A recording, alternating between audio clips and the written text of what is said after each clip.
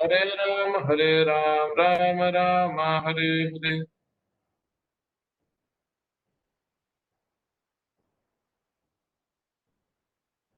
नमो विष्णुपदाय कृष्ण पृष्ठाय भूतले श्रीमते भक्ति वेदांत स्वामी नाम। नमस्ते सारस्वती देवे गौरवाणी प्रचारिणे निर्विशेष शून्यवादी पाश्चात्य देश तारिणे। हरे कृष्ण। हरे आज कृष्ण। मोस्टली भगवान की कृपा से हम 9 चैप्टर खत्म कर देंगे। तो फिर हम नेक्स्ट टाइम 10 चैप्टर पे जाएंगे जो अपने आप में बहुत इंटरेस्टिंग है। तो हम 9 चैप्टर के कंक्लूजन पे हैं आज बेसिकली। और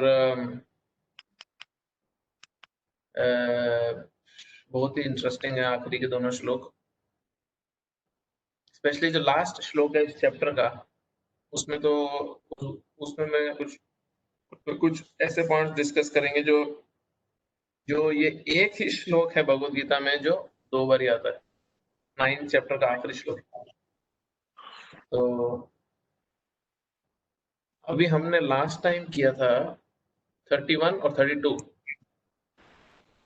इसमें 31 में था इस तरह एक भक्त की आवाज आ रही है।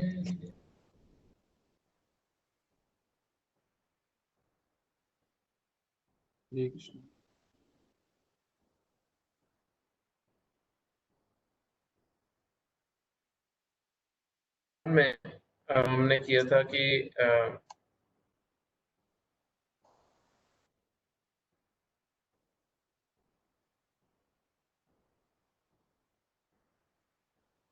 31 निकाल लिया ना आपने।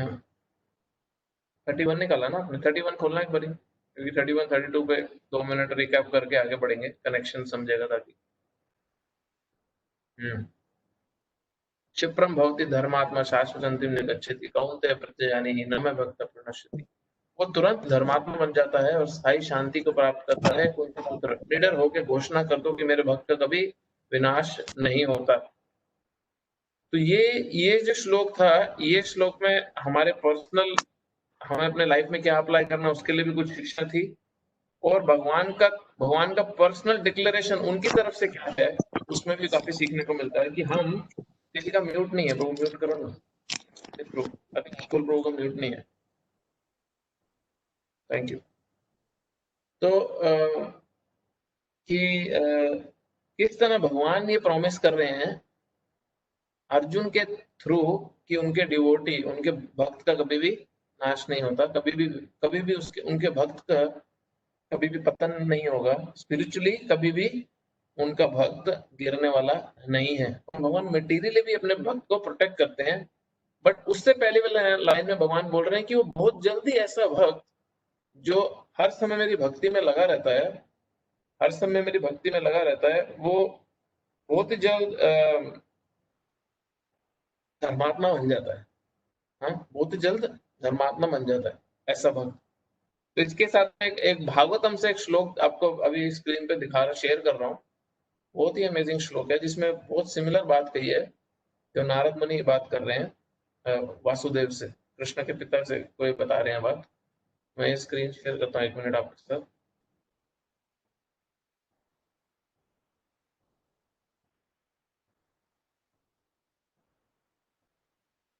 ये हिंदी में नहीं है बट मैं ट्रांसलेशन दे दूंगा उसको। स्वपादमूलं भजता प्रियस्य त्यक्तान्यभावस्य हरिप्रेष विक्रम चाचोत्पातितं कथाञ्चित् धुनोति सर्वान् हृदि सन्निविष्ट। One who has thus given up all other engagements and has taken full shelter at the lotus feet of Hari, जिसने अपने सारे इधर उधर के काम छोड़ के, अपनी बाकी सारी दीन दुनिया की चीजें छोड़ के भगवान के शरण में, भगवान के चरणों में अपना की पूरी रूप से शरण ले रखी है, is very dear to the supreme lord. वो भगवान को बहुत प्रिय बन जाता है वो व्यक्ति।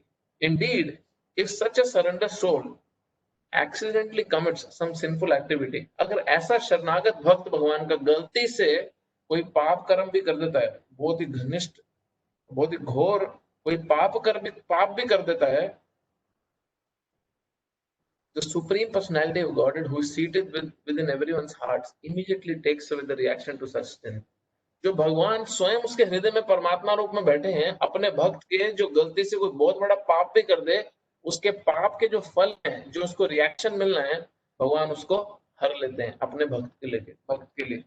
तो बहुत ही इंस्ट्रक्टिव है ये वर्स, जो ये तो जब भक्त की ये स्पेशलिटी है, भगवान की जो शुद्ध भक्ति में लगा हुआ है, तो हम किस बेसिस पे भगवान के भक्तों की निंदा कर सकते हैं अगर हम उनमें कोई गलती भी देखते हैं तो? हमारे पास कोई अधिकार नहीं है उन भक्तों की निंदा करने का जिनके स्वयं भगवान उनके पापों को हर लेते हैं और इंटरफेयर करते हैं उनके जीवन में, उनके रिएक्शंस से डील करने के लिए। जबकि आम व्यक्ति भगवान के निर्धारित नियमों के हिसाब से अपने कर्म फलों को भोगता है और एंजॉय भी करता है, सफर भी करता है।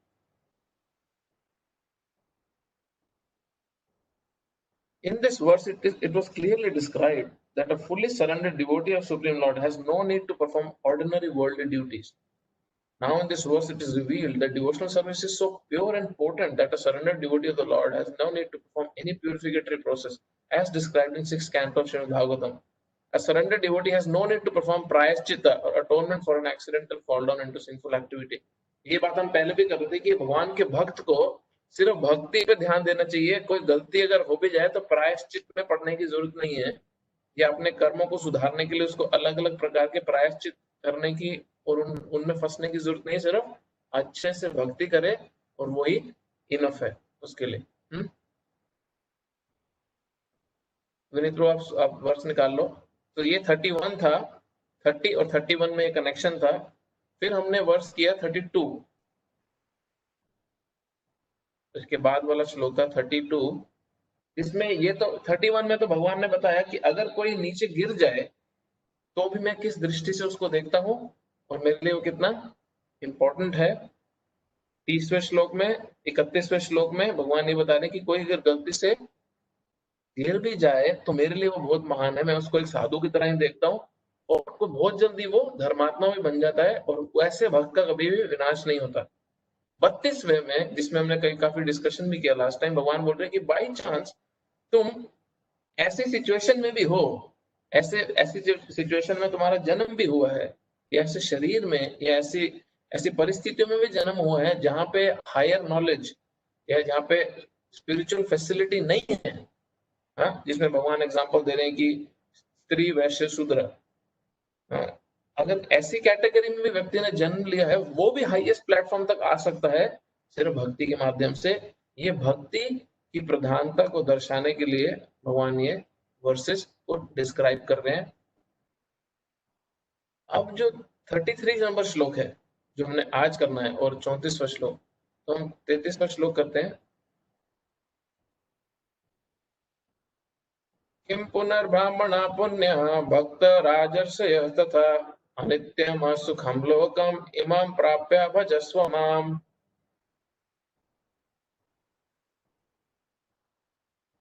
तो पिछले में हमने पढ़ा कि कोई स्त्री, वैश्य, शूद्र, कोई भी किसी भी योनि में क्यों ना हो, उसको सुप्रीम डेस्टिनेशन, हाईएस्ट डेस्टिनेशन भगवान की भक्ति के द्वारा मिल सकती है। अब इसमें क्या आया, अब इसमें आ गया कि जब किसी के पास फैसिलिटी नहीं है और वो भक्ति करके सबसे उच्च कोटि के स्तर पे आ सकता है, तो उनका क्या, जिनके पास फैसिलिटी शुरू से है, तो फिर धर्मात्मा ब्राह्मणों, भक्तों तथा राज ऋषियों के लिए तो कहना ही क्या है। अतः इस क्षणिक दुख में संसार में आए जाने पर मेरी प्रेम भक्ति में अपने आप को लगाओ। तो अभी भगवान के ये वर्सेस जो श्लोक भगवान दे रहे हैं, ये कभी भी आपने किसी भी चीज को की इंपॉर्टेंस दिखानी हो तो आप उसको दोनों एंगल से दिखाते हो, एक उसकी महानता के हिसाब से और एक मतलब एक दिखाते हुए कितने, जैसे आपने दिखाना हो कि व्यक्ति बहुत दानवीर है या बहुत महान है, तो आप दो तरीके से दिखा सकते हो। एक तो बोलते हो कि ये व्यक्ति इतना महान है कि अमीर अमीर लोग इसके दोस्त हैं। दूसरे दिखा सकते हैं कि इतना महान है कि जो पैसे वाले नहीं है उनको भी मदद कर करके अमीर बनाता है।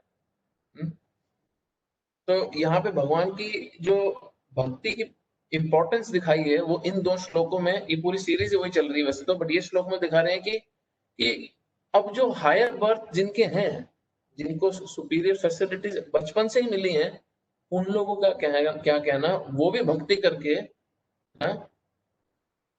इस टेम्पररी मिजरेबल वर्ल्ड से निकल सकते हैं भगवान की प्रेम भक्ति में जुड़े रहने के लिए।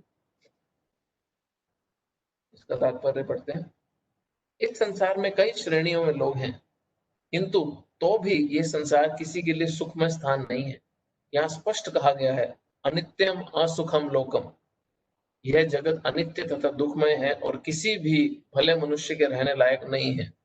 अभी कई बार हम बहुत बार इन डिबेट्स में फंस जाते हैं कि वो हायर बर्थ है, ये तो कास्ट सिस्टम हो गया, ये तो वुमेन सप्रेस करने वाली बात हो गई, तुम आदमी लोग डोमिनेट कर रहे हैं, जो भी जो कोई बहुत सारे क्वेश्चन इसमें उठने के चांसेस रहते हैं। बट चाहे तुम डोमिनेट कर रहे हो, चाहे तुम नहीं कर रहे हो, चाहे तुम सो कॉल्ड हायर कास्ट में हो, ब्राह्मण कुल में जन्म लिए हो, चाहे तुम शूद्र हो, नीचे कुल में चंडाल कुल में जन्म लिए हो, जो भी कैटेगरी में हो, फर्क नहीं पड़ता। क्यों? क्योंकि अनित्यम असुखम लोकम, ये जगत ही टेम्पररी है, दुखों से भरा हुआ है हर किसी के लिए। तो गोल क्या है? यहाँ पे अपनी सिचुएशन सुधारने का गोल नहीं है, गोल है यहाँ से बाहर निकलना। गोल है इस दुखमय संसार से बाहर निकलना, जो भगवान की भक्ति के साथ पॉसिबल है, ना कि यहीं के प्रपंचों में उलझे रहे और यहीं को सेटल करते रहे। ये तो एग्जैक्टली वही माइंडसेट हो गया कि एक सी क्लास जेल में जो व्यक्ति है, सी क्लास जेल में जो व्यक्ति रहता है, वो बहुत ज्यादा जेलसी कर रहा है ए क्लास जेल में जो व्यक्ति रहता है, और आपस में उनकी लड़ाई होती रहती है। ए क्लास वाला सी क्लास वाले को चिढ़ाता रहता है, मैं तो बेटर जेल में हूँ, मेरे पास तो फ्रिज भी है मेरी जेल में, और वो बोलता है, अरे यार हमें तो सूखी रोटी खाने को मिलती है, तुम्हारी तो ये बड़ी ऐश है यहाँ पे। बोल रहे अरे हमारे को तो यहाँ पे एसी भी लगा हुआ है रूम में।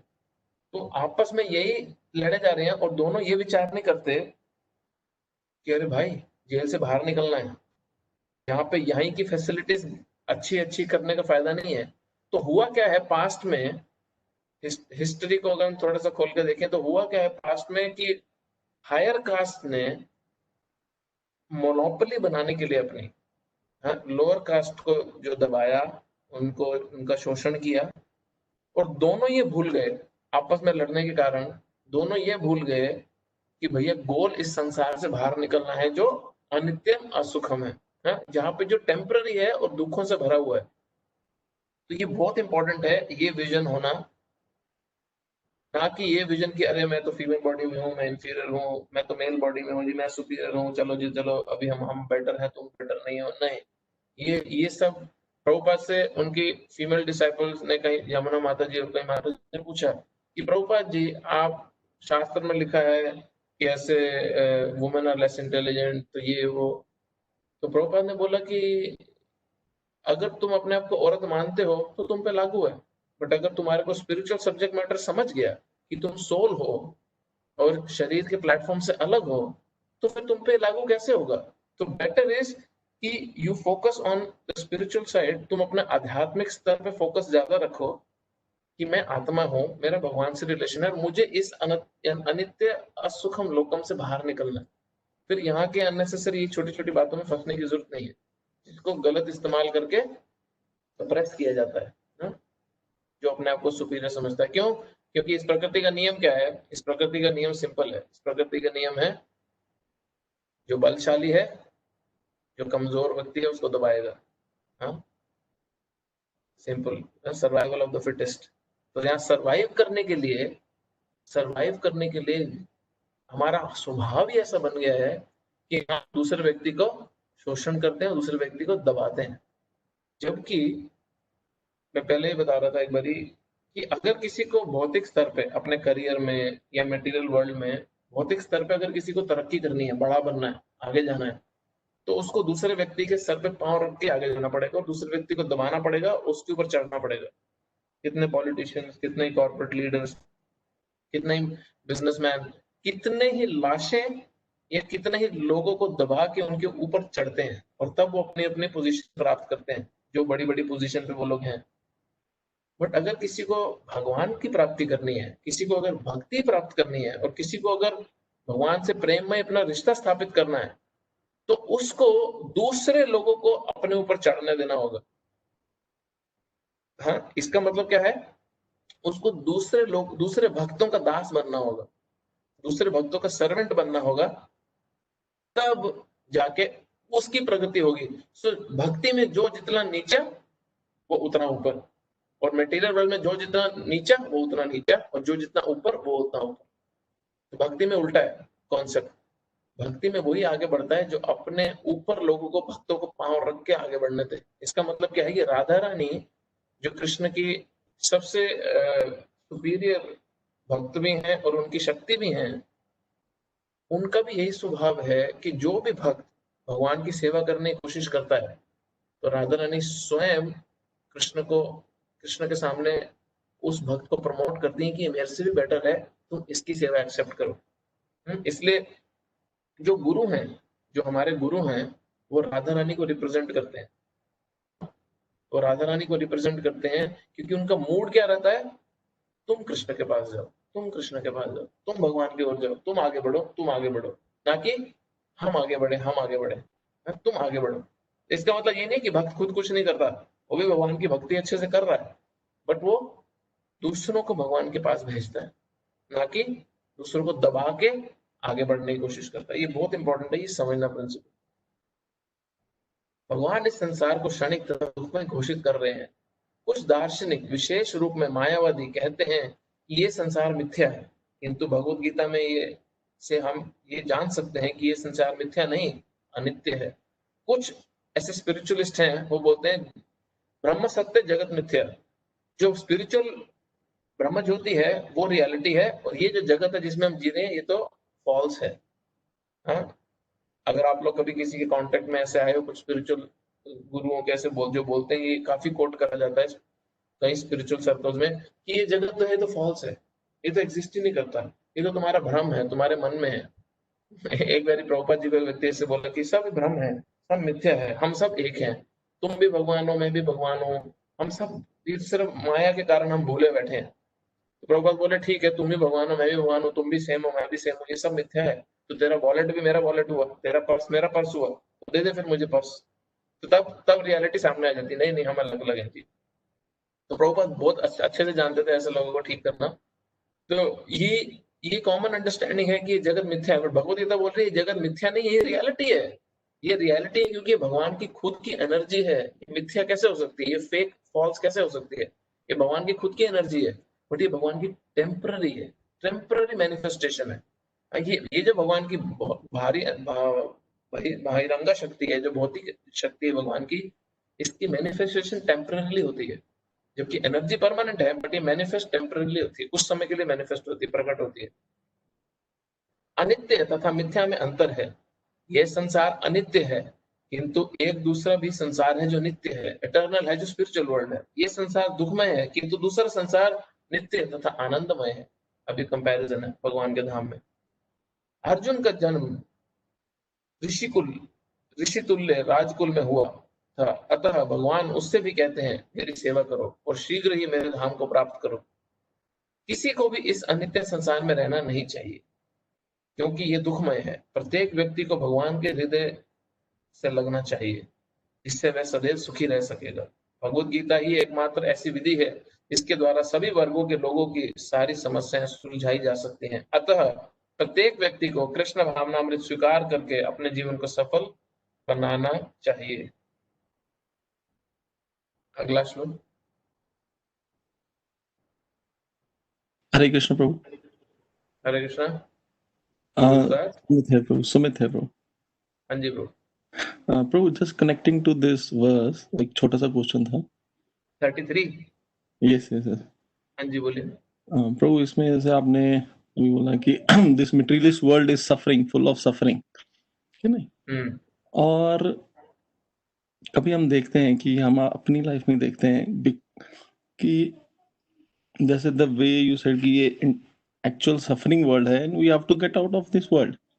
और कई बार हम देखते हैं कि हमारी लाइफ में सफरिंग, या हमारी लाइफ में, या हम आसपास में देखते हैं कि उनकी लाइफ बड़ी नॉर्मल जा रही है, और सफरिंग द जैसे भगवत गीता कह रही इतनी intense suffering we don't feel. और फिर हम फिर देखते हैं कि maybe because of their previous karma they are not suffering. So in that sense कि उनके जो प्रीवियस कर्मा थे जो उन्होंने अच्छे किए थे तो उनको सफरिंग नहीं मिल रही है, and they are not getting that intense feeling कि हमको इस जगत से बाहर निकलना है। So how should we understand that कि मुझे तो वो फीलिंग हो नहीं रही है कि इतनी सफरिंग इधर है कि इतनी इंटेंस कि मुझे यहाँ से बाहर निकलना है। आई एम जस्ट मतलब नॉर्मल लाइफ जा रही है। आप समझेंगे मेरी बात? हाँ हाँ। तो What I basically want- basically क्या है कि सबसे पहली बात ये ह्यूमन टेंडेंसी है कि हमारे को घास दूसरी जगह ही हरी दिखती है, जबकि होती नहीं है। कई बार बहुतों के हम जीवन जब देखते हैं तो बाहरी दृष्टि से हमें लगता है कि यार लाइफ हो तो ऐसी हो, यार मतलब गाड़ी हो तो ऐसी हो, लाइफ हो तो ऐसी हो, वाइफ हो तो ऐसी हो, हस्बैंड हो तो ऐसा हो, काम हो तो ऐसा हो। और वो वाले व्यक्ति को जाके पूछते हो तो वो भी सेम डायलॉग बोल रहा होता है दूसरे को देख के। तो ये बहुत ही क्या बोलते हैं उसको, बहुत ही डिफिकल्ट चीज है हमारे एंगल से बैठ के दूसरे की सक्सेस को जज करना। जबकि जबकि सपोज सपोज ये तो एक एंगल हुआ कि जहाँ पे हमारे को दूसरे वाला व्यक्ति बहुत सुखी दिख रहा है और सामने वाले को दूसरा वाला व्यक्ति सुखी दिखता है और अपना अपना सब कुछ दुखी दिख रहा है। बट सपोज किसी को ऐसा लगे कि यार इतना बुरा तो नहीं है ये लाइफ, सब कुछ ठीक ठाक तो चल रहा है मेरा। तो ये जो माइंडसेट है, ये जो और वो और ये जो माइंडसेट है, ये माइंडसेट एक्चुअली में एक तरह से देखा जाए तो ये बेनिफिशियल नहीं है। अगर किसी के जीवन में सुख है तो उसके अच्छे कर्मों के कारण है। और अगर उस किसी के जीवन में दुख है तो उसके पाप कर्मों के कारण है। बट किसी के जीवन में अगर उसने सुखी रह के, अगर उसके अच्छे कर्म रहते हुए भी पीछे उसने भक्ति करी है, ये अभी भी भक्ति करने का प्रयास कर रहा है, तो भगवान किसी न किसी तरह से उस भक्त पे कृपा करके उसको ये अनित्य असुख लोक जो है इसके दर्शन भगवान करा देंगे। तो हमारा जो प्रेयर रहना चाहिए भगवान से, चाहे हमारे जीवन में सुख सब सब सुखी चल रहा हो, चाहे सब बहुत दुखी हो। जो दुखी व्यक्ति होता है उसके लिए बहुत आसान है भगवान को कॉल आउट करना कि भगवान निकालो, बहुत हो गए यहाँ से, है ना भाई, परेशान हो गए इस जगत से। फिर 15 दिन बाद सबको ठीक हो जाता तो बोले नहीं नहीं सीरियस मत लेना मेरी बात को, मैं तो थोड़ा इमोशनली होके बोल रहा था। तो हुआ ना एक बहुत बहुत पहले देखा था मैंने एक बार, 15-20 साल पहले मूवी आई थी, भगवान यहाँ पे इतने दुख है, उठा ले, मुझे नहीं, साथ वाला को उठा ले, मुझे मत उठा। तो ये हम दुख में ऐसा बोल जाते हैं, बट एक्चुअली हम मीन नहीं करते कि हमारे को एक्चुअली इस जगह से निकलना है। तो जो चाहे व्यक्ति सुखी हो चाहे दुखी हो, दुख वाला व्यक्ति के लिए फिर भी आसान है भगवान से ये प्रे करना एटलीस्ट कि प्लीज मेरे को यहाँ से मेरे दुखों का निवारण करो और मुझे अपने पास बुलाओ। बट जो बहुत सुखी चल रहा है जीवन में, हाँ, उसको भगवान से एक्चुअली प्रे करना चाहिए कि मेरे को दुख दुख चाहे ना दे, चाहे वो दुख के लिए प्रे ना करे, क्योंकि बहुत एडवांस लोग ही दुख के लिए प्रे कर पाते हैं। बट वो एटलीस्ट इतना जरूर करना चाहिए, जिस भी भक्त को ये लग रहा है कि सब कुछ ठीक चल रहा है, सब कुछ नॉर्मल तो है, इतना कोई इमरजेंसी नहीं है, कि भगवान प्लीज किसी भी तरह मेरे को आप ये जो जगत है, जो उसका नेचर है, असली नेचर है कि ये टेम्पररी है और यहाँ पे दुखों से भरा नेचर है, इसके दर्शन जरूर कराते रहना। इस जगत की असलियत मुझसे मत छुपा के रखना, भले मेरे जीवन में दुख रहे चाहे सुख रहे। तो उससे होता क्या, तो बेसिकली इस जगत की असलियत छुपाना है का मतलब है भगवान की माया शक्ति द्वारा कवर हो जाना। हाँ, भगवान की माया शक्ति द्वारा जब हम पूरी तरह से कवर्ड हो जाते हैं, और पूरी तरह से भगवान की माया शक्ति के द्वारा हम भगवान की जो माया शक्ति है उसके दो लक्षण है, उसकी दो कैरेक्टरिस्टिक है। पहला है आवरणात्मिका, आवरणात्मिका। दूसरा है प्रक्षेपात्मिका। जो पहला है आवरण करती है, भगवान की जो माया शक्ति है वो हमारा आवरण पहले कवर अप कर लेती है हमारे को, और हमारे को दिखता ही नहीं है कि मैं इस दुख भरे संसार में हूँ। फिर दूसरा है प्रक्षेपात्मिका, फिर वो पीटती है। तो सपोज सामने से अगर आपको कोई थप्पड़ मारता है तो आप रिएक्ट कर सकते हो, बट आपको अगर कोई कवर कर दे और फिर आपको पीटे तो आप करोगे कि आप तो फंसे पड़े हो। तो भगवान की माया शक्ति इस तरह काम करती है कि पहले आपको कवर करती है, आवरण करती है हमारे ऊपर, फिर भगवान की माया शक्ति हमारे को पीटती है। और फिर जब हम पिट जाते हैं और फिर हमारी जब कवरिंग, हम तो कवर्ड है, तो व्यक्ति को समझता ही नहीं है और उसको ये रियलिटी लगता है और वो उसका जीवन भी वैसे ही चलने लगता है और उसको उसको ये दिखता ही नहीं है कि उसको मार पड़ी है। तो ये भगवान की जो मटेरियल एनर्जी है बहुत पावरफुल है। इसलिए एक डिवोटी अपने तरफ से सिर्फ कांस्टेंट प्रे कर सकता है भगवान से कि इस जगत की असलियत, भगवान चाहे मेरे जीवन में सुख रहे चाहे दुख रहे, मुझसे छुपाना नहीं, इसकी असलियत मेरे सामने, इसका जो नंगा नाच है इस जगत का, वो मेरे सामने दिखाते रहना, ताकि मेरे सामने ये कभी भी ना आए कि मैं आपके पास नहीं आना चाहता। तो ये बहुत जरूरी है। हम जबरदस्ती भगवान से दुख नहीं मांगते जाके कि प्रे करें कि चलो मेरे जीवन में दुख दो जी, दुख दो, बहुत समय से सुखी हूं मैं। बट ये तो प्रे कर सकते हैं कम से कम कि भगवान ये इस आवरण को मत चढ़ने देना मेरे ऊपर। और उसके लिए बहुत चीजें करनी पड़ेंगी। जो ये जो 34 श्लोका है ये उसका आंसर है। ये 34 श्लोका जो हम पढ़ने वाले हैं, ये जो श्लोक है, ये करना कैसे है भगवान से प्रे, कैसे हर समय उस मनोस्थिति में रहना है कि हम वो स्वभाव अपने मेंटेन कर सकें कि भगवान की माया शक्ति हमारा आवरण ना करे और हमारे को पीटे भी ना उसके बाद। ये बहुत नेसेसरी है। तो ना वो आपने सुना भी होगा, चाहे दुख में हरि सिमरन सब करे, सुख में करे ना कोई, जो सुख में हरि सिमरन करे तो दुख काहे को होए। तो बहुत जरूरी है कि सुख में भी भगवान का स्मरण ना नहीं छोड़ना, क्योंकि दुख में तो हर कोई कर लेता है, बट जो सुख में भगवान का स्मरण करता है, अच्छे टाइम में भगवान को नहीं भूलता, उसको दुख होना ही नहीं है। क्यों? क्योंकि वो हर समय स्पिरिचुअली स्टेबल रहता है और सिचुएटेड रहता है। ठीक है ब्रो, ये और कुछ स्पेसिफिकेशन आपने पूछना था? All good, Prabhu. Thank you. हरे कृष्ण। 34 श्लोक। मन्मना भव मद्भक्तो मद्याजिमां नमस्कुरु मामेवाशिषि युक्तैवम् आत्मानं मत्परायणः। मन मना, हाँ, अपने मन को मेरे नित्य चिंतन में लगाओ। पहला पॉइंट, पहला जो भगवान इंस्ट्रक्शन दे रहे हैं, मन मना मद भक्तो, मेरा भक्त बनो, मद्याजी, मुझे नमस्कार करो। मद्याजी का मतलब मेरी पूजा होता है वैसे। मद्याजी माम नमस्कुरु, मेरा नमस्कार करो और मेरी ही पूजा करो। ये 4 इंस्ट्रक्शन भगवान दे रहे हैं। हाँ? अब सबसे इंटरेस्टिंग क्या है कि ये एग्जैक्ट श्लोक, ये एग्जैक्ट इंस्ट्रक्शन, ये एक ही ऐसा श्लोक है जो भगवत गीता में 2 बार आता है और कोई भी श्लोक भगवत गीता में रिपीट नहीं हुआ। ये भगवत गीता का वन ऑफ द मोस्ट, सबसे ज्यादा मैं बोलूं तो इम्पोर्टेंट अगर कोई श्लोक है तो ये श्लोक है, क्योंकि यही 18वें चैप्टर में 65वां श्लोक ये एग्जैक्टली सेम है। सिर्फ एंड की लाइन कुछ वर्ड चेंज हो जाते हैं बट मीनिंग ऑलमोस्ट सेम है। इंस्ट्रक्शन तो भगवान की चारों इंस्ट्रक्शन एज इट इज है, एज इट इज। मन बना भव मद भक्तो मद्याजी माम नमस्कुरु। मन बना, में अपना मन लगाओ। मद्याजी मद भक्तो, मेरा भक्त बनो। मद्याजी, मेरी पूजा करो। माम नमस्कुरु, मुझे नमस्कार करो। इस प्रकार मुझ में पूर्णतः तलीन होने पर तुम निश्चित रूप से मुझे प्राप्त करोगे। हाँ, अब भगवान को प्राप्त करने की, वो सिद्धि को प्राप्त करने की क्या रिक्वायरमेंट है? ये 4 रिक्वायरमेंट है। हाँ, पढ़ते हैं, बहुत इंपॉर्टेंट श्लोक है ये श्लोक भी याद करने वाला है अगर किसी को इच्छा याद करने की। इस श्लोक में स्पष्ट अंकित किया है कि किस कलमश प्रग्रस्त भौतिक जगत से छुटकारा पाने का एकमात्र साधन कृष्ण भावनामृत है। कभी कभी कपटी भाष्यकर इस स्पष्ट कथन को तोड़ मड़ोड़ कर अर्थ करते हैं कि सारी भक्ति भगवान कृष्ण को समर्पित की जानी चाहिए। दुर्भाग्यवश ऐसा भाष्यकार पाठकों का ध्यान ऐसी बात की ओर आकर्षित करते हैं जो संभव नहीं है।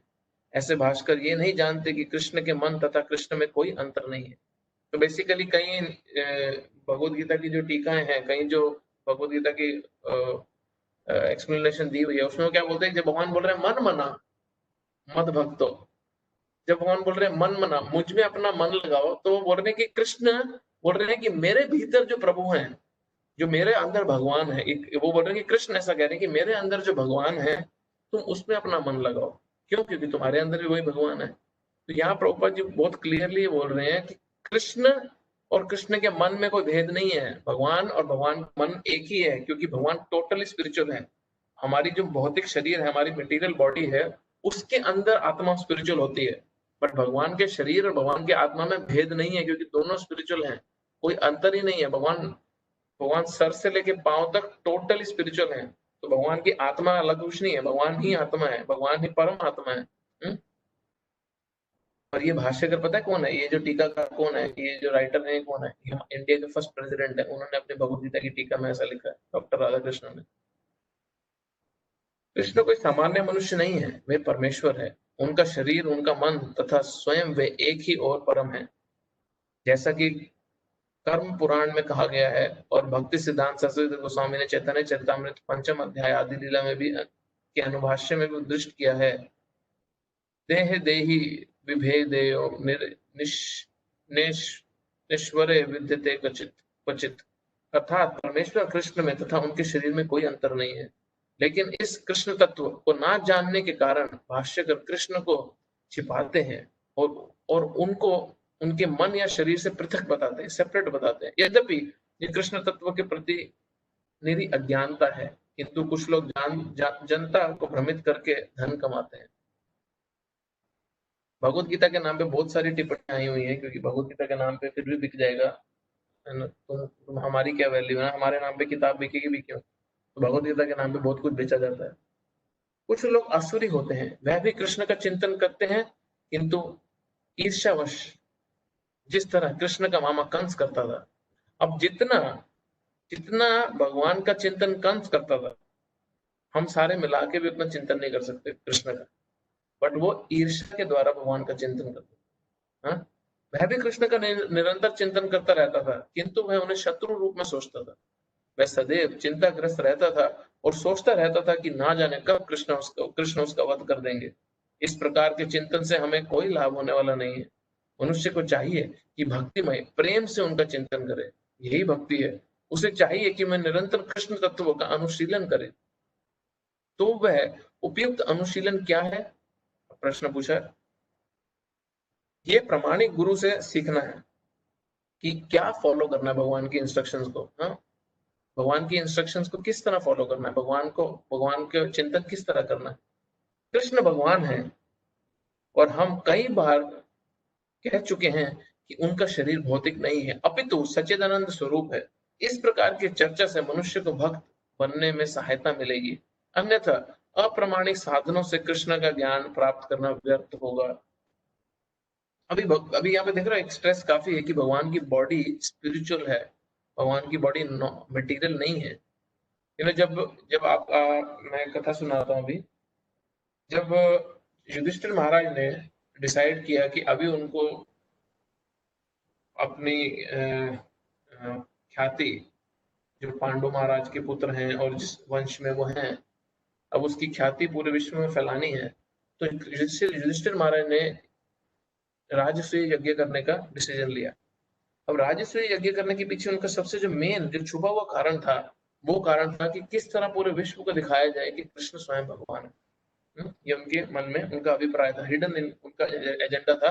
और बाहरी दृष्टि से उनका क्या एजेंडा था कि युधिष्ठिर महाराज को सम्राट की तरह प्रस्तुत किया जाए और सबसे बड़ा उनको राजा के रूप में घोषित किया जाए। तो राजसूय यज्ञ की पूरी सेरेमनी शुरू हुई।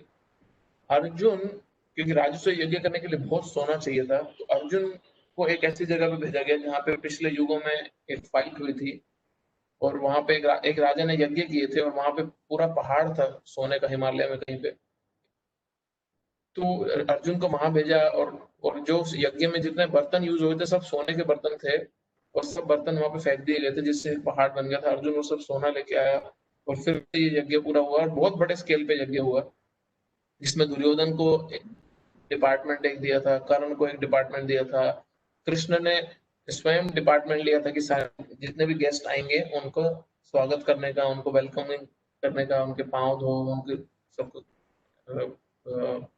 आदर सत्कार से उनको बुलाओ। दुर्योधन को ट्रेजरी दिया, कर्ण को ट्रेजरी दिया था क्योंकि कर्ण दानवीर था। हाँ, और ऐसे ऐसे सबको अलग अलग डिपार्टमेंट दिए थे। अभी जब जब भी कोई राजस्व यज्ञ शुरू होने से पहले उन्होंने घोषित करना था अगर पूजा किसकी की जाए। हाँ, अगर पूजा किसकी की जाए, सबसे फर्स्ट पूजा यज्ञ से पहले की किसकी जाए, कौन है इतना इंपॉर्टेंट पूरे के पूरे यज्ञ में, और सारे के सारे पृथ्वी के सब राजा आए हुए थे कि कौन है इतना इंपॉर्टेंट, किसकी पूजा की जाए।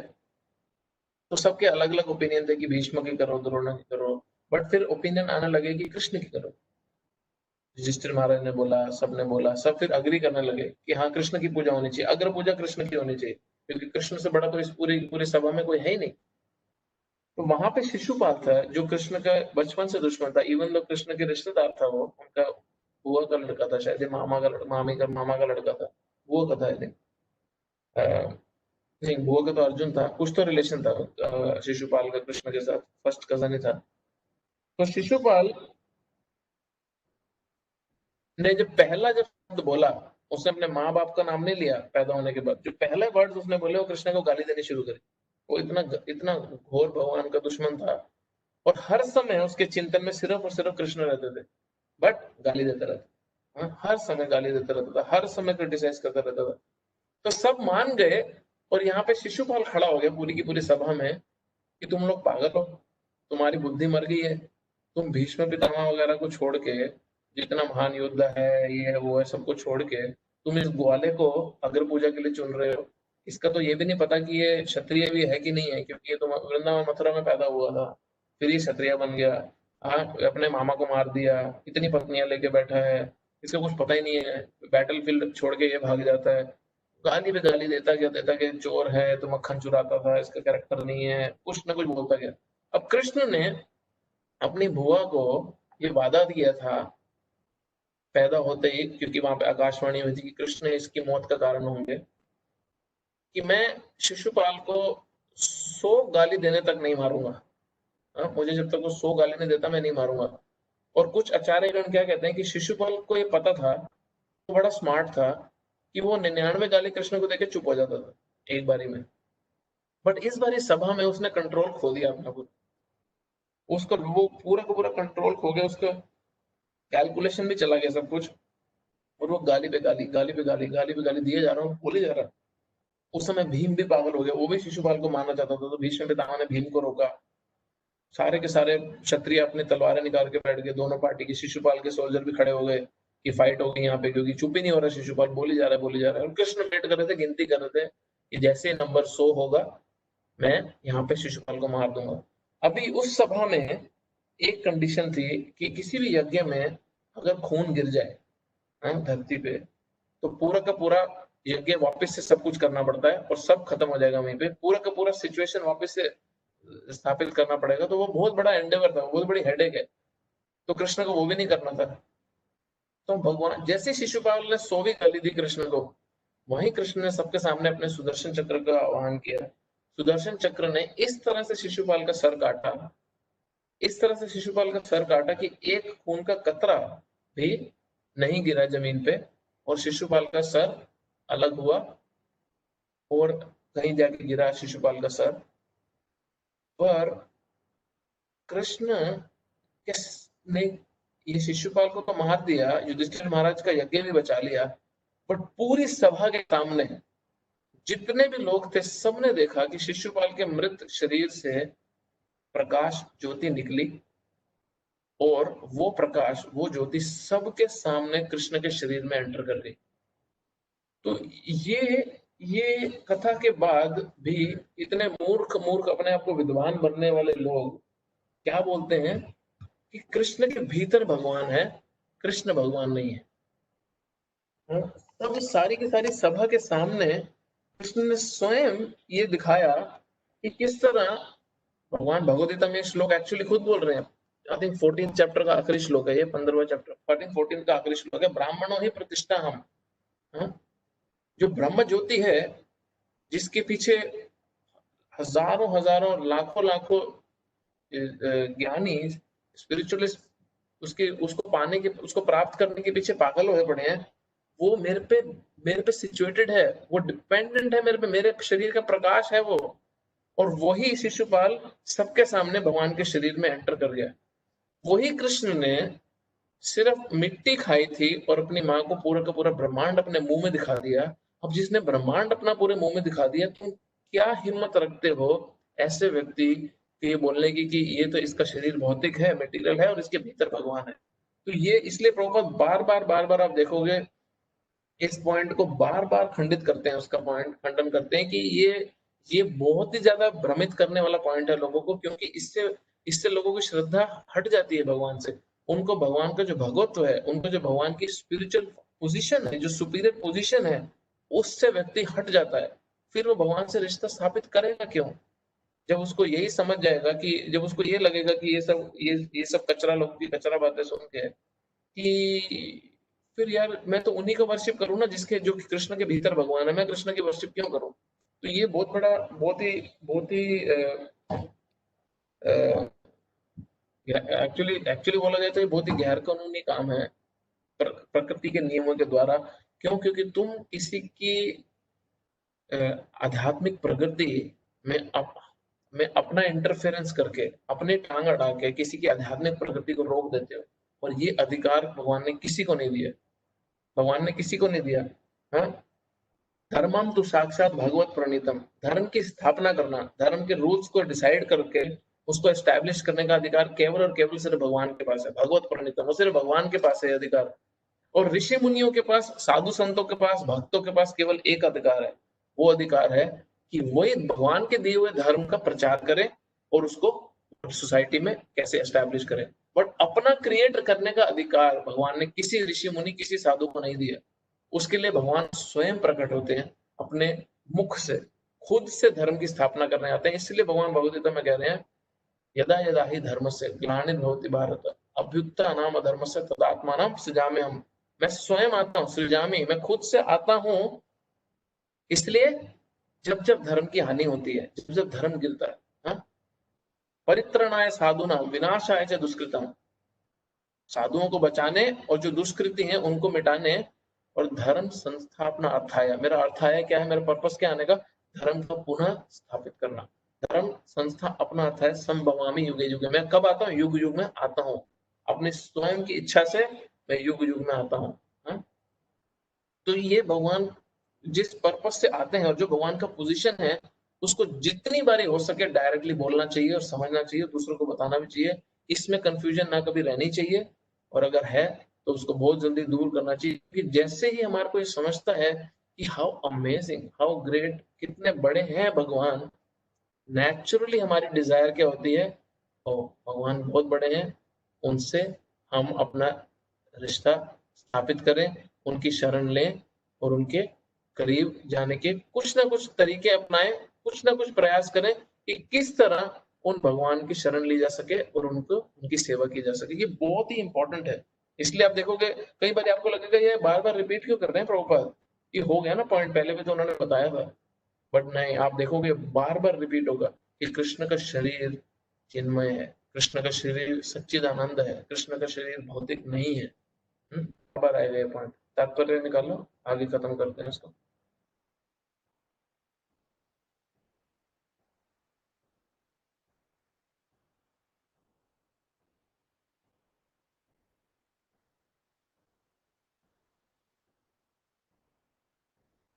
अतः मनुष्य को कृष्ण के आदि रूप में मन में को स्थिर करना चाहिए। उसे अपने मन में ये दृढ़ विश्वास करके पूजा करने के में पवित्र होना चाहिए कि कृष्ण ही परम है। कृष्ण की पूजा के लिए भारत में हजारों मंदिर हैं जहाँ पर भक्ति के अभ्यास किया जाता है। जब ऐसा अभ्यास हो रहा हो तो मनुष्य को चाहिए कि कृष्ण को नमस्कार करे, उसे अर्च विग्रह के समक्ष नतमस्तक होकर मनसा वाचा कर्मणा हर प्रकार से प्रवृत्त होना चाहिए। मनसा, मन से, अपने वचनों से, अपनी एक्टिविटीज से भगवान का नतमस्तक होना चाहिए। इससे वह कृष्ण भाव को पूर्णतः तल्लीन हो सकेगा, इससे वह कृष्ण लोक को जा सकेगा। उसे चाहिए कि कपटी भाष्यकारों के बहकावे में ना आए, उसे श्रवण कीर्तन आदि नवदा भक्ति के में प्रवृत्त होना चाहिए। शुद्ध भक्ति मानव समाज की चरम उपलब्धि है। भगवत गीता के 7वें तथा 8वें अध्याय, अब जो हमने 7th और 8th चैप्टर में पढ़ा था, स्पेशली 8th चैप्टर में जो पढ़ा था वो थीम वापस से यहाँ पे फिर से आ गया। भगवद गीता के 7वें तथा 8वें अध्याय में भगवान की ऐसी शुद्ध भक्ति की व्याख्या की गई है जो कल्पना योग तथा सकाम कर्म से मुक्त है, जो पूर्णतः शुद्ध नहीं हो पाते, वे भगवान की विभिन्न स्वरूपों द्वारा तथा निर्विशेषवादी ब्रह्म ज्योति तथा अंतर्यामी परमात्मा द्वारा आकृष्ट होते हैं। किंतु शुद्ध भक्त तो परमेश्वर की साक्षात सेवा करता है। अब सोचो हमारा कितना फॉर्चून है कि हम और किसी में किसी एक क्या बोलते हैं टाइप प्रोसेस में ना अटक के हम डायरेक्ट भगवान की सर्विस करने की कोशिश कर रहे हैं। तो हम नेचुरली बहुत जल्दी शुद्ध भक्ति को प्राप्त करेंगे, सिर्फ इसमें दृढ़ता से टिके रहें और अपना अपराध ना करें भगवान और भगवान के भक्तों के प्रति। कृष्ण संबंधी एक उत्तम पद में कहा गया है कि जो व्यक्ति देवताओं की पूजा में रत है, वह सर्वाधिक अज्ञानी है। उन्हें कभी भी कृष्ण का चरम वरदान प्राप्त नहीं हो सकता। हो सकता है कि प्रारंभ में कोई भक्त अपने स्तर से नीचे गिर जाए, तो भी उसे अन्य सारे दार्शनिक तथा योगियों से श्रेष्ठ मानना चाहिए। ये बहुत इंपॉर्टेंट लाइन है, प्लीज मैं दोबारा पढ़ रहा हूँ। हो सकता है कि प्रारंभ में, शुरुआत में हमारे स्टेज पे कोई भक्त अपने स्तर से नीचे गिर जाए, तब भी उसे सभी दार्शनिक तथा योगियों से भी श्रेष्ठ मानना चाहिए। जो व्यक्ति निरंतर कृष्ण भक्ति में लगा रहता है, उसे पूर्ण साधु पुरुष समझना चाहिए। क्रमशः उसके आकस्मिक भक्ति विहीन कार्य कर्म हो जाएं और उसे शीघ्र ही पूर्ण सिद्धि प्राप्त होगी। वास्तव में शुद्ध भक्त के पतन का कभी कोई अवसर नहीं आता, क्योंकि भगवान स्वयं ही अपने शुद्ध भक्त की रक्षा करते हैं। अतः बुद्धिमान मनुष्य को चाहिए कि वे सीधे कृष्ण भावनामृत पद का ग्रहण करे और संसार में सुखपूर्वक जीवन बिताए। अंतोगत्वा वे कृष्ण रूपी परम पुरस्कार प्राप्त करेगा। हरे कृष्ण। तो बेसिकली ये वर्ष में भगवान की सेवा में, डिवोशनल सर्विस में एंगेज कैसे होना है, वो 4 चीजें बताई हैं और उसको एक्सप्लेन किया है। और 8वें चैप्टर का थीम वापस से भगवान यहाँ पे लेके आ गए कि रिमेम्बर कृष्णा, भगवान का स्मरण बहुत इंपॉर्टेंट है। आप सोचिए कितना इंपॉर्टेंट श्लोक होगा कि एक ही श्लोक है पूरी भगवत गीता में जिसको 2 बारी बोला। मैं दिखाऊं, एग्जैक्ट सेम श्लोक है ना, एग्जैक्टली सेम श्लोक। आपके विनीत प्रभु है क्या 1865? आपके पास हिंदी में है तो निकालो ना। हम शायद इस ग्रुप में पता नहीं 18 चैप्टर पहुंचेंगे। 1865 प्रभु। हाँ 18 चैप्टर, लास्ट चैप्टर 65 श्लोक। ओके, एक मिनट।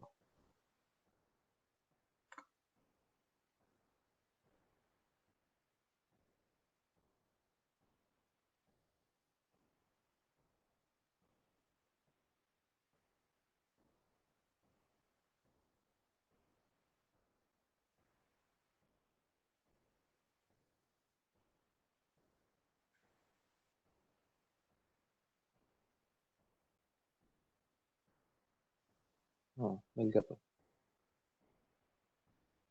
इंग्लिश में तो मैं खोल सकता हूँ, हिंदी में आएगा तो अच्छा। हाँ मैं खोल।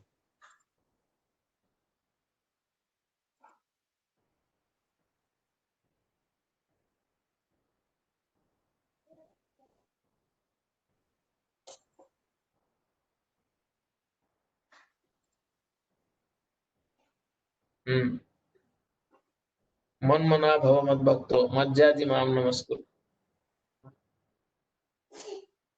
भावार्थ का है इसका। सदैव मेरा चिंतन करो, मेरा भक्त बनो, मेरी पूजा करो, मेरा नमस्कार करो। हाँ श्लोक और भावार्थ साथ दिखाना। हाँ मन मना भव मद भक्तो मध्याजी माम नमस्कुरु महामेवास्यसि। पिछले श्लोक में क्या था? युक्त एवं।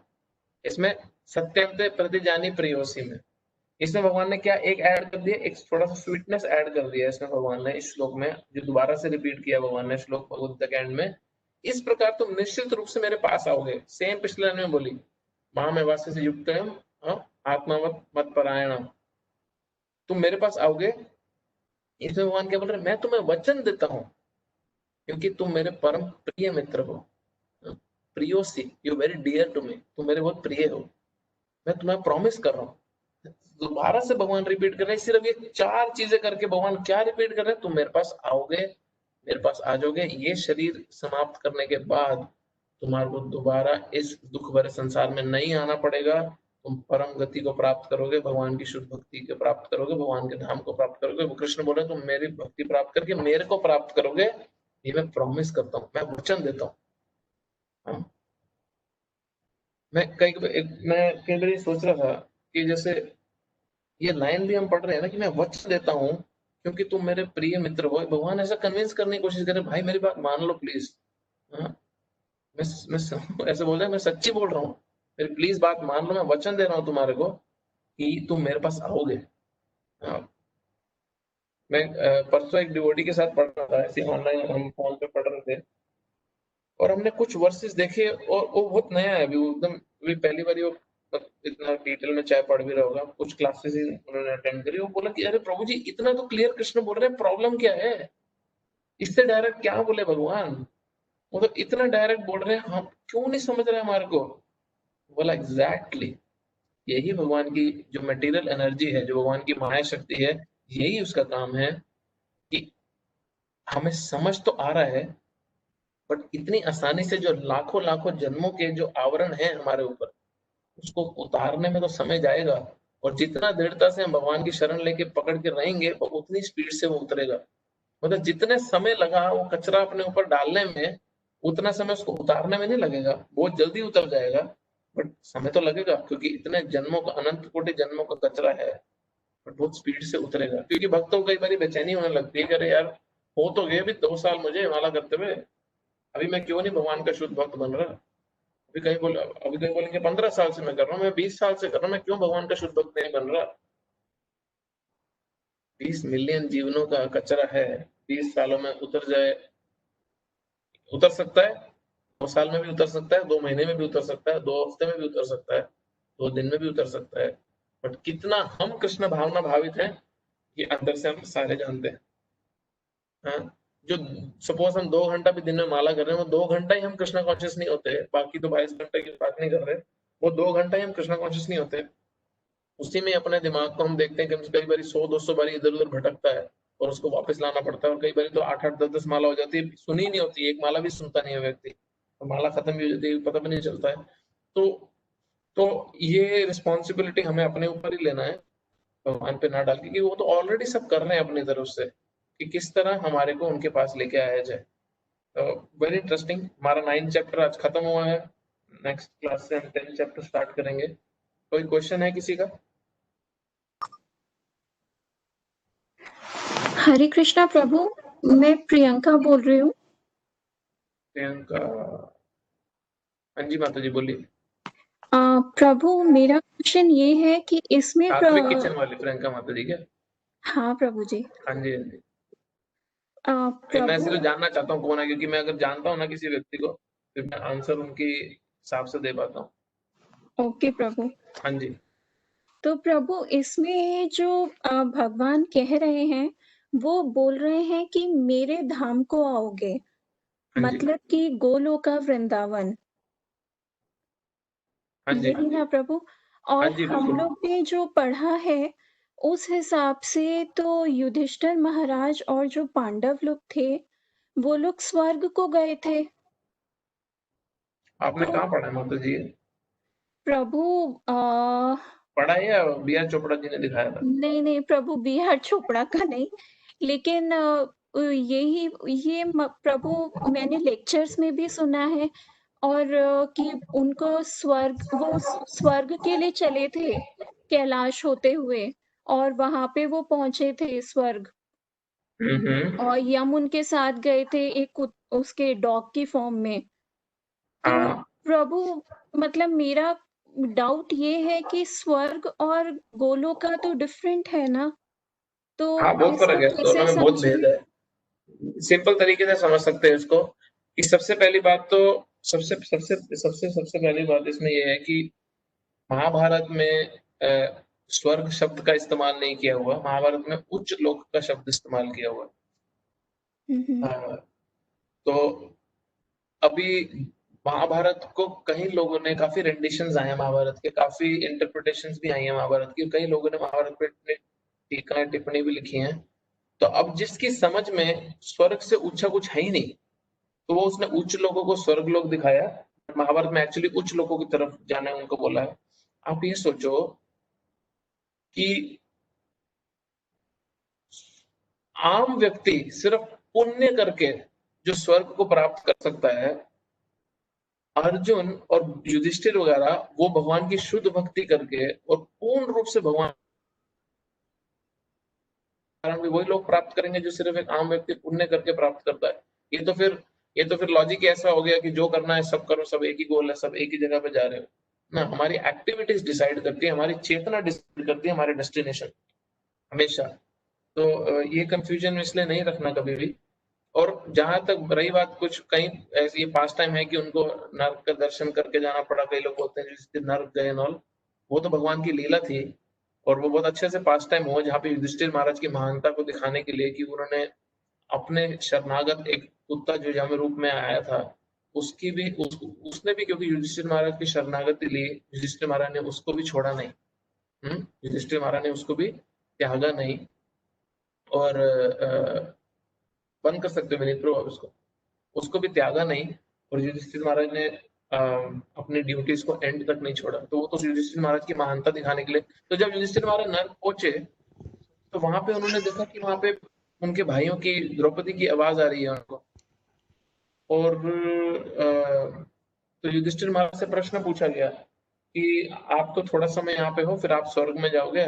तो क्या बोलते हैं, युधिष्ठिर महाराज बोले नहीं, मैंने मेरे भाइयों के साथ अपना धर्म का साथ में हमने निर्वहन किया है। मैंने भगवान की भक्ति अपने भाई अपने परिवार के समेत करी है। तो अगर मेरे भाई नरकों में सड़ेंगे तो मैं भी यहीं रहूंगा। तो उसी समय पूरा का पूरा एटमॉस्फेयर चेंज होता है उनके सामने और उनको दिखता है कि अरे ये तो नर्क में नहीं है। तो वो भी उनका टेस्ट चल रहा था, जो महाभारत में स्टोरी भी आती है। तो ये उच्च लोक वर्ड इस्तेमाल किया है, स्वर्ग लोक तो अभी इंटरप्रिटेशंस में भी आगे लोगों ने क्या लिखा है भगवान जाने। बट सिंपल से बात है ना, वही महाभारत में भगवत गीता है। और कृष्ण चीख चीख के बार बार बोल रहे हैं, यद गत्वा न निवर्तन्ते तद धामम परमम मम। मेरे धाम जो एक बार ही आता है उसको वापस पुनः इस मृत्यु लोक में जन्म मृत्यु के चक्र में नहीं आना पड़ता है ना। तद भाषते सूर्य न शशांक न पावक।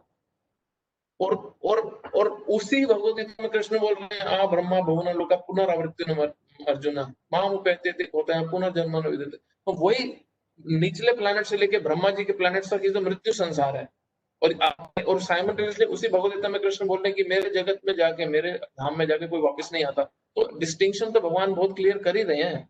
बहुत क्लियर शब्दों में भगवान तो ये बता ही रहे हैं कि भौतिक जगत में देवताओं के पास जाने में, स्वर्ग में जाने के लिए, ब्रह्म लोक तक जाने के लिए पुनर्जन्म है, वापस आना पड़ेगा। और मेरे धाम में नहीं है। और मेरे धाम में कोई कैसे जाएगा अर्जुन? जो मेरा भक्त है। और उसी भगवत गीता में कृष्ण अर्जुन को क्या बोल रहे हैं कि मैं तुम्हें भगवत गीता क्यों बता रहा हूँ? भक्तो सीमे सखा चेती रहस्य मेद उत्तमम, क्योंकि तुम मेरे भक्त हो, मेरे सखा हो, इसलिए सीक्रेट में तुम्हें बता रहा हूँ। तो आप समझ रहे हो ना, ये बहुत जरूरी है सारा जानना। ऐसे थोड़ा थोड़ा इधर उधर जान के हम कंफ्यूज हो सकते हैं। तो ये कृष्ण बहुत क्लियर डिस्टिंक्शन दे रहे हैं। सिर्फ भगवत गीता से हम समझ सकते हैं कि ये कॉन्सेप्ट में कुछ गलती है बहुत थोड़ी, कुछ तो और होगा कि स्वर्ग नहीं गए होंगे पांडव लोग। क्योंकि कृष्ण डायरेक्टली बोल रहे हैं, मेरा भक्त मेरे धाम आता है। यान्ति देवव्रता देवान पितृम यान्ति पितृमृता भूतानि यान्ति भूत जो धाम। तुम भूतों की पिशाचों की वर्शिप करोगे तो उनके धाम जाओगे, देवताओं की वर्शिप करोगे तो उनके धाम जाओगे, तुम पितरों की वर्शिप करोगे तो उनके धाम जाओगे, बट मेरी वर्शिप करोगे तो मेरे धाम जाओगे। और मेरे धाम आओगे तो वापस कभी नहीं आओगे। और तो फिर मृत्यु संसार में तुम रहोगे नहीं। और स्वर्ग लोक तो मृत्यु संसार है। तो ये बहुत क्लियर है, समझे माता जी? जी प्रभु। जी, कोई क्वेश्चन है? मैसेज आया हुआ हरे कृष्णा प्रभु जी। हाँ जी गुना को। प्रभु जी, ये चीज होती है कि अगर हम जब शरीर छोड़ के चलते हैं तो फिर हम मटेरियल वर्ल्ड, रिश्ते और वो सारी चीजें यहाँ पे ही छोड़ के जाते हैं। तो क्या शुरू से बोलना दोबारा से, सॉरी। जब हम ये भौतिक जगत को छोड़ के स्पिरिचुअल लाइफ की तरफ जाते हैं, हाँ जी, तो हम जब अपना शरीर दे पास यानी दे दान हो जाता है, तो हम हमारे रिश्ते, हमारे जो भी मटेरियल से जुड़ी कोई भी सारी चीजें, वो सब यहाँ पे ही छोड़ दी जाती है। हाँ जी। तो जब युधिष्ठिर महाराज जब गए तो ये टेस्ट, तो लॉजिक थोड़ा मेरे को समझ में नहीं आया कि उनको क्यों भाइयों का लॉजिक दिया जबकि हाँ, उन्होंने हाँ। तो शरीर त्यागा। हाँ, वो अब एक इंडिविजुअल हो गए। जैसे महाराष्ट्र में पांडुरंगा है, तो करेक्ट। विठ्ठला की इतनी सेवा थी कि उन्होंने ये उनके विठ्ठला ने भी बोला था कि भाई आप अपनी बीवी और बच्चों को भी लेकर आओ। उन्होंने पूछा तो वो बोलती है कि मैं तो दूध निकालने में अभी बिजी हूँ, मैं थोड़ी देर में आती हूँ। तब तक तो वो गरुड़ में चढ़ के स्वर्ग के तरफ चले गए। कि ऐसे बहुत सारे इंसिडेंट्स है जहाँ पे एक इंडिविजुअल सोल की तरह माना जाता है। पर यहाँ पे ये टेस्ट का थोड़ा, अगर आप थोड़ा डिस्क्राइब करेंगे तो। Good question, good observation.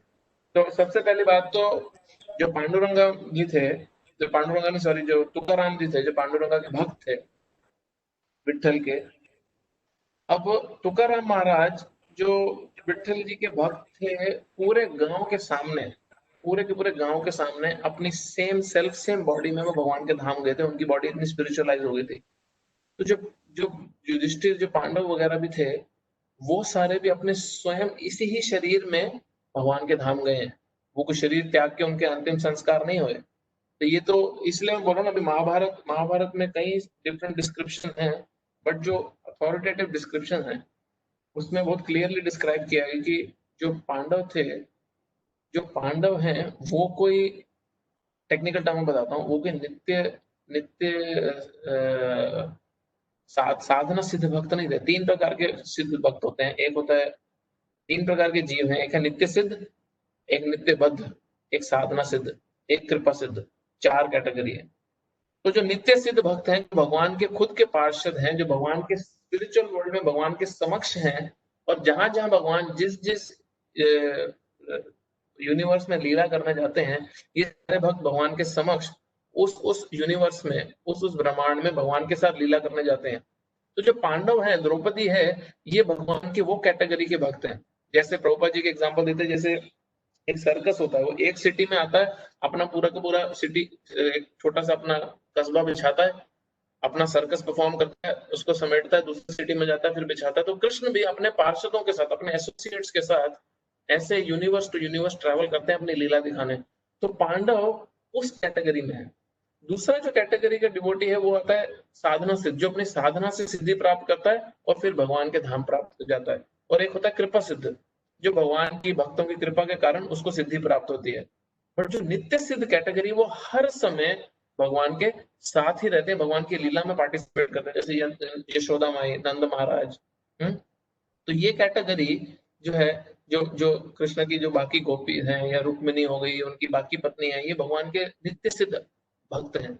ये भगवान के धाम से भगवान के साथ आते हैं पास टाइम करने, और पास टाइम से बहुत चीजें सिखाते हैं। और फिर जब पास टाइम लीला खत्म होती है, ये लोग भगवान के साथ वापस चले जाते हैं धाम में। नहीं तो अगर किसी दूसरे यूनिवर्स में भगवान को लीला करनी है तो उनके साथ। तो अब पांडव जितने भी हैं, ये वो कैटेगरी के भक्त हैं। इसलिए आप सोचो, सबसे इंपॉर्टेंट स्क्रिप्चर कृष्ण ने किसको चूज किया बोलने को? अर्जुन को, जो पांच पांडवों में एक भाई था। वो भगवान का डायरेक्ट एसोसिएट था, जिसको भगवान ने भ्रमित किया। वो कंफ्यूज हुआ और उसने क्वेश्चन पूछे, और फिर कृष्ण ने उसको इस्तेमाल करके ये प्रश्नों के उत्तर दिए।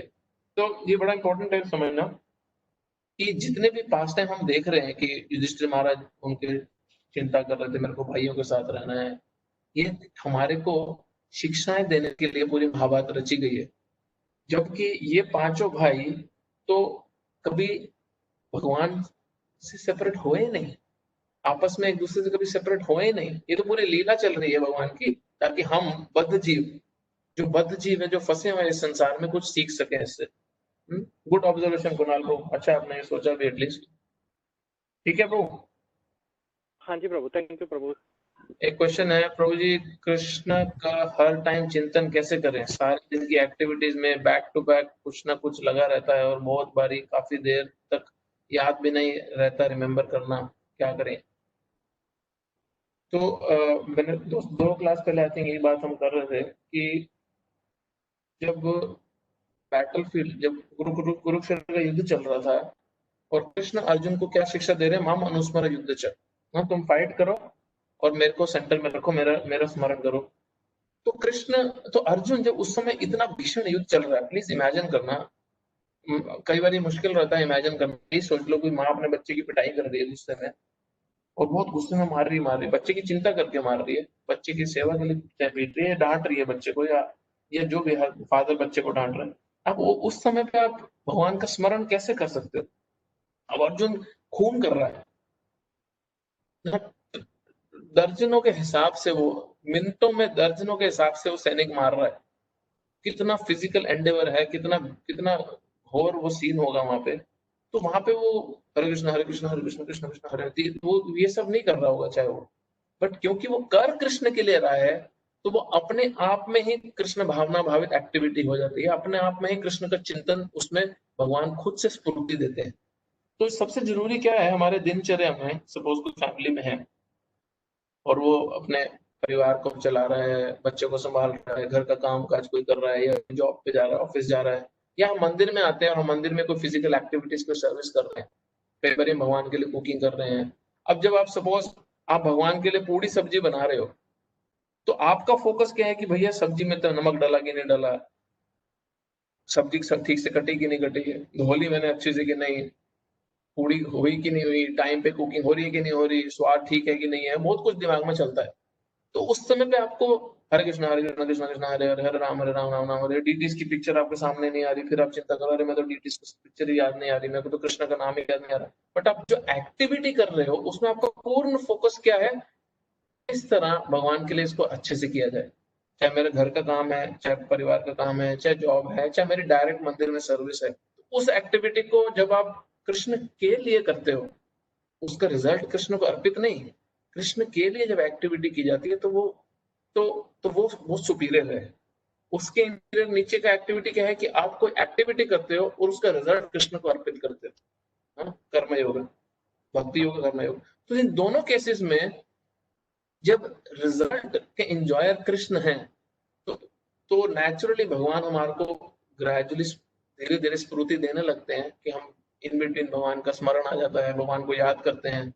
और फिर जब हम माला करने बैठते हैं, असली टेस्ट ये है, जब हमारे दिन भर की जो हमारा दिनचर्या है, जो हमारे दिन भर का काम है, वो अगर कृष्ण की प्रसन्नता के लिए किया जा रहा है, वो अगर हम भगवान को सेटिस्फाई करने के लिए कर रहे हैं, भगवान की सेवा में कर रहे हैं, तो फिर जब हम एक्चुअली में भगवान का स्मरण करने बैठते हैं, माला करने बैठते हैं, या किताब पढ़ने बैठते हैं, या कीर्तन सुनते हैं, तो हमारा ध्यान लगाना बहुत आसान होता है और हम भगवान से कनेक्ट कर पाते हैं।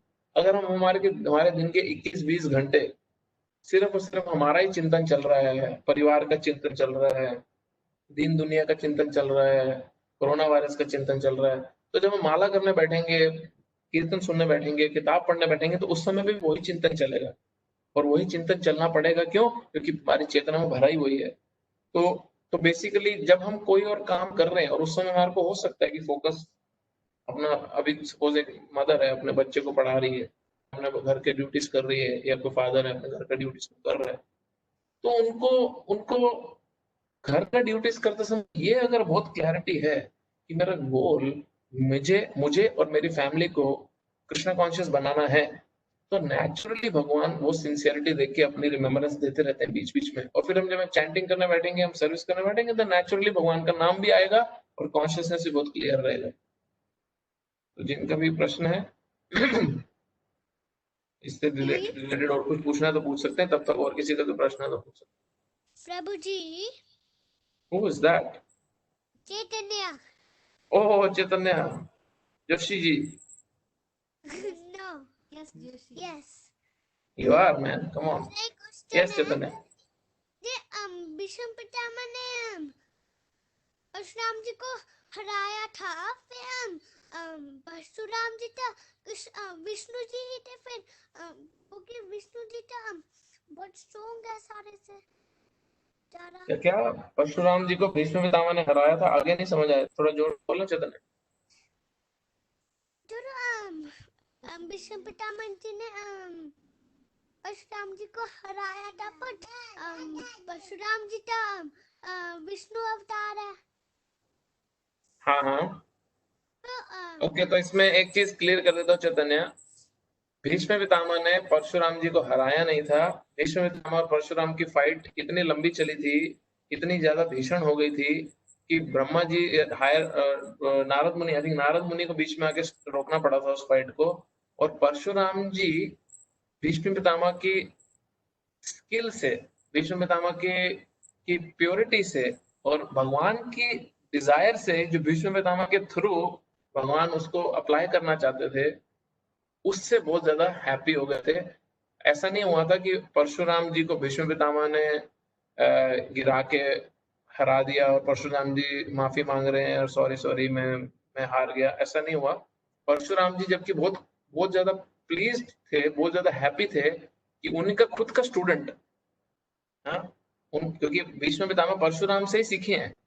परशुराम जी तो अवतार हैं भगवान के, बट भीष्म पितामह परशुराम के स्टूडेंट थे, तो उनका खुद का स्टूडेंट बहुत ग्रेट वॉरियर निकला। ठीक है चैतन्य? जैसे शिव जी की और अर्जुन की फाइट हुई थी, तो अर्जुन ने शिव जी को हराया नहीं था, बट अपने फाइटिंग स्किल से शिव जी को प्लीज कर दिया था, वैसे ही। ठीक है प्रभु जी, थैंक यू प्रभु जी। थैंक यू प्रभु जी। और कोई क्वेश्चन है किसी? हरे कृष्णा प्रभु। दीपक प्रभु जी, जैसे अभी आप बता रहे हो कि भगवान जब लीला करने आते हैं तो साथ में कुछ लोग आते हैं। हाँ जी। तो जैसे रामायण में रावण, महाभारत यानी कि द्वापर युग में कंस, चाहे दुर्योधन ले लो, तो ये जो कुछ लोगों का वध भगवान के हाथों हुआ, तो वो भी उन्हीं के साथ लीला करने आए थे या उनके कर्म ऐसे थे कि भगवान के द्वारा वध हुआ? अब जैसे जो फर्क है रावण और कंस में, फर्क क्या है? अब जो जैसे 3 युग है, सतयुग, त्रेता युग और द्वापर युग। तो सतयुग में हिरण्यकश्यप और हिरण्याक्ष थे, 2 भाई। हाँ, त्रेता युग में रावण और कुंभकर्ण थे, 2 भाई। और द्वापर युग में कृष्ण के लिए सामने शिशुपाल और दंडवक्र, ये 2 भाई थे। तो ये जो 2 भाई आए हैं, ये 2 ही सेम पर्सनालिटी है जो हर युग में भगवान के साथ लीला करने आ रही है दुश्मन के रूप में। जो असल में भगवान के धाम में भगवान के भक्त हैं, जिनको श्राप मिला था मृत्यु संसार, बहुत ये मटेरियल वर्ल्ड में आके जन्म लेने का, जिन्होंने चूज किया कि ठीक है हम भगवान को प्लेजर देंगे, भगवान को एंजॉयमेंट देंगे, उनका दुश्मन बन के, ताकि भगवान की जो फाइटिंग की डिजायर है वो पूरी कर सके। तो ये 3 है। बट जो कंस है, वो अपने पिछले जन्म में काल नेमी नाम का राक्षस था। उसका फॉर्चून था कि वो कृष्ण के हाथों अगले जन्म में कंस के रूप में मरा। और ऐसे ही महाभारत के युद्ध में हम देखते हैं कितने लोग मरे, या कृष्ण ने कितने ही सैनिकों को, कितने असुरों को पीछे मारा। वो भगवान की मर्सी के कारण ये लोगों को स्पेशल वरदान मिला कि भगवान के हाथों मरे और उनको मुक्ति प्राप्त हुई।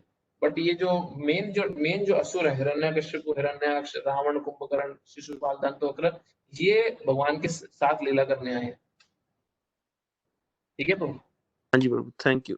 हरे कृष्ण। और कोई क्वेश्चन?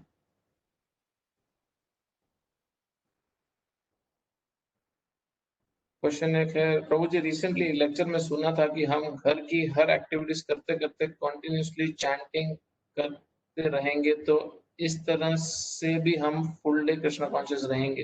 हाँ बिल्कुल, अगर हम घर की एक्टिविटीज करते करते चैंटिंग कर सकते हैं तो व्हाई नॉट करें। बट कुछ एक्टिविटीज ऐसी होंगी कि आप हर समय चैंटिंग नहीं कर पाओगे। जैसे आप बच्चे को डांट रहे हो तो आप चैंटिंग कैसे करोगे? हरे कृष्णा नालायक है तो, हरे कृष्णा पागल है तो, हरे कृष्णा होमवर्क क्यों नहीं किया? मुश्किल है करना थोड़ा। तो जब आप सपोज आप कुकिंग कर रहे हो तो आप गुनगुना सकते हो, क्लीनिंग कर रहे हो आप गुनगुना सकते हो, लेक्चर सुन सकते हो, कीर्तन सुन सकते हो। हाँ, जब आप सो रहे हो तो आपका कंट्रोल ही नहीं, आप चैंटिंग कैसे करोगे? तो आपके 6-7 घंटे गए दिन के। बट अगर कोई व्यक्ति अपना लाइफस्टाइल ही पूरा कृष्ण कॉन्शियस रखता है, उसका सोना भी समाधि की तरह हो जाता है। क्यों? क्योंकि वो सो भी इसलिए रहा है कि वापस से अपनी ऊर्जा को रिवाइव करे, ताकि अगले दिन सुबह उठ के फिर भगवान की सेवा में लगे। तो वो 6-7 घंटे जो तमोगुण में व्यक्ति जाके सोता है, वो भी भगवान की सेवा में ही सोता है। तो अभी बहुत सारी एक्टिविटीज है जिसमें आप चैंटिंग शायद ना कर पाओ, बट जिसमें कर सकते हैं उसमें करना चाहिए, बहुत इंपॉर्टेंट है। बहुत अच्छी प्रैक्टिस है एक्चुअली, ये प्रैक्टिस है। क्योंकि जितनी भी हमारी स्पिरिचुअल लाइफ है उसमें प्रैक्टिस बहुत ज्यादा जरूरी है, कि हम कॉन्स्टेंटली जैसे एक प्रभुपाद के डिसाइपल हैं, बहुत सीनियर प्रभुपाद डिसाइपल हैं, वो बोलते हैं बड़ा अच्छा, कहते हैं कि जितना हो सके अपने दिन में अपने अकाउंट में भगवान के नाम का उच्चारण कर करके अपने अकाउंट में बैलेंस बढ़ाते रहो भगवान के नामों का। जहां जहां मौका मिले भगवान के नाम जाप करते रहो और अपने अकाउंट का बैलेंस बढ़ाते रहो, जहां भी टाइम मिले। बट कुछ कई जगह पे आप नहीं कर पाओगे। अब आप कुकिंग करते समय अगर आप हरे कृष्णा जोर से करें तो आपकी कुकी खाने में चली जाएगी। भगवान के लिए जो आप भोग बना रहे हो तो आपको मन में करना पड़ेगा या कीर्तन सुनना पड़ेगा। तो बहुत सारी चीजें हैं, बट प्रैक्टिस बहुत अच्छी है अगर हम भगवान का चैंटिंग कर सकते हैं। और कोई क्वेश्चन है किसी का?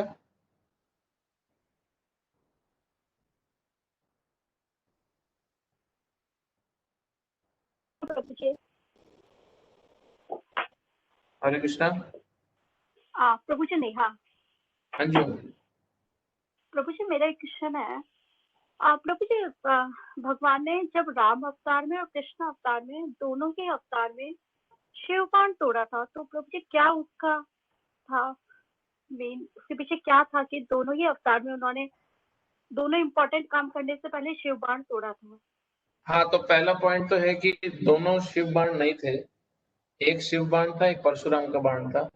दोनों को अलग अलग बाण मिले थे और भगवान पर्पसफुली ये करते हैं ये दिखाने के लिए कि मैं सुपीरियर हूँ और मैं ये सब मेरे अधीन है। बेसिकली एक श्लोक आता है, एकला ईश्वर कृष्ण आर सर्वभृत्य, तायचे तायचे नाचाय से तायचे करे नृत्य। एकला ईश्वर कृष्ण, भगवान केवल ईश्वर है और सर्वभृत्य है, बाकी सारे भगवान के सर्वेंट है। यारे से याइचे नाचाए, जिस तरह भगवान नचा रहे हैं सबको, से ताइचे कर नृत्य, सब वैसे ही नृत्य करते हैं।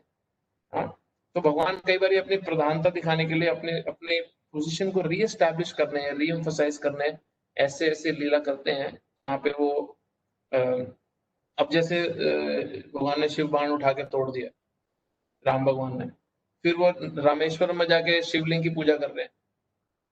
तो ये भगवान की एक्टिविटीज कई बार बहुत कंफ्यूज कर सकती हैं, इसलिए हमारे को बहुत केयरफुली राइट एसोसिएशन में इनको सुनना पड़ता है कि किस पर्पस पे भगवान क्या एक्टिविटी किस समय पे क्यों कर रहे हैं। नहीं तो उसको ब्लाइंडली अगर देखे तो काफी कंफ्यूजिंग रहता है ये, ठीक है ना। तो आई थिंक दो बाण थे जो आई थिंक शिव जी और परशुराम का फाइट हुआ था, दोनों ने ये बाण यूज किया था।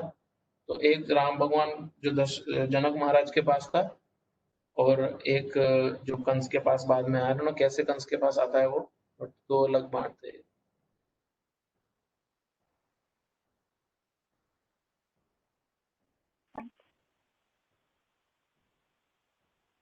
ठीक है, मिलते हैं फ्राइडे को 10 चैप्टर के साथ।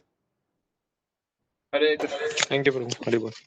ग्रंथराज भगवद गीता की जय, श्रील प्रभुपाद की जय। हरे कृष्ण।